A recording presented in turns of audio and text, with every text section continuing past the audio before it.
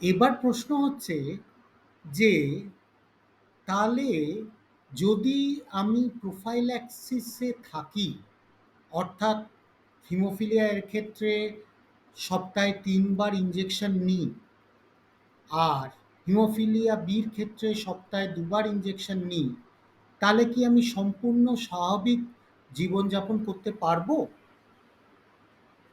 পারবেন, কিন্তু স্বাভাবিকেরও তো একটা সংজ্ঞা আছে।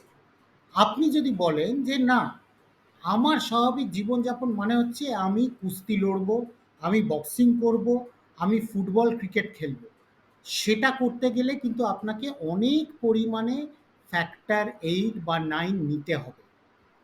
আমরা স্বাভাবিক জীবনযাপন বলতে এটা বুঝি যে আপনি আপনার দৈনন্দিন কাজ ঠিকমতো করতে পারছেন, আপনার জয়েন্টগুলো নষ্ট হয়ে যাচ্ছে না বারবার ব্লিডিং হয়ে, এবং আপনাকে বারবার হাসপাতালে ভর্তি হতে হচ্ছে না।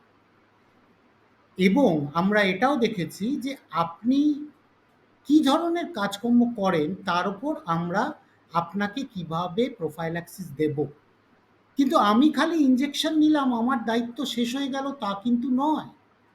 আমাকেও কিন্তু কিছু ব্যায়াম করতে হবে, ফিজিওথেরাপি করতে হবে, যাতে আমার জয়েন্টের আশেপাশের মাসেলগুলো এত ভালো ডেভেলপ করে যে জয়েন্টটাকে ক্ষতিগ্রস্ত হতে দেয় না। অনেক রুগী এই ভুলটা করেন যে আমি এখন ইনজেকশন নিচ্ছি, আর কিছু করতে হবে না, তা কিন্তু নয়। আমাকে রেগুলার ব্যায়াম করতে হবে, ওরাল হাইজিন অর্থাৎ দাঁত ভালোভাবে মাজতে হবে, যাতে সেখানে প্রবলেম না হয়, মাড়ি থেকে রক্তক্ষরণ না হয়। এবং এই ব্যায়াম করে, এবং কিছু কিছু জিনিস কিন্তু আমাকে অ্যাভয়েড করতেই হবে। যেমন বললাম যে কুস্তি লড়া বা ঘুষি মারা বা ক্রিকেট ফুটবলের মতো খেলা, এগুলো তো সম্ভব নয়।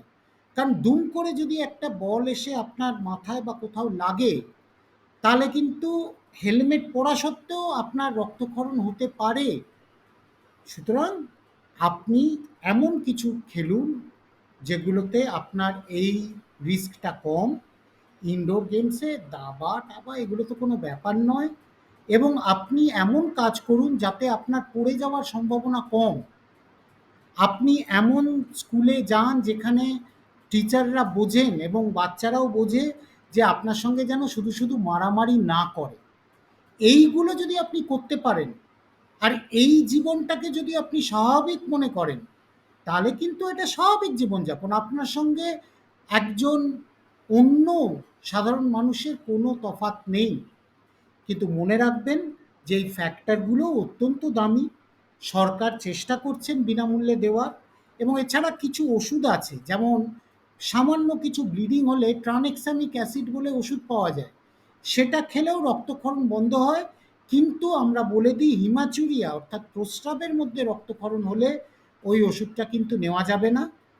আর যখনই কোনো অপারেশনের প্রশ্ন আসবে, বা ধরুন হঠাৎ অ্যাক্সিডেন্ট হলো, আপনার পকেটে যেন একটা কার্ড থাকে যেখানে লেখা থাকে আপনি একজন হিমোফিলিয়া রুগী।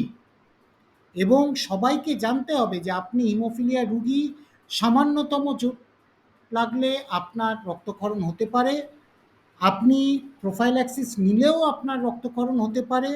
সেইগুলো বুঝে শুনে ঠিকভাবে থাকা, সেক্ষেত্রে আপনার কখনোই জয়েন্ট নষ্ট হবে না, মাসলগুলো ক্ষতিগ্রস্ত হবে না, আপনি হঠাৎ হেড ইনজুরি হয়ে অজ্ঞান হয়ে যাবেন না।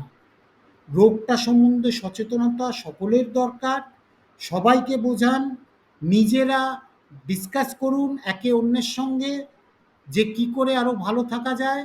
এবং এইভাবেই হিমোফিলিয়া নামক একটি রোগের হাত থেকে আপনি মুক্তি পেতে পারেন, আপনার মানসিক ভারসাম্যটা যদি ঠিক থাকে, এবং আপনি যদি ঠিক করেন যে আমি ভালো থাকবো।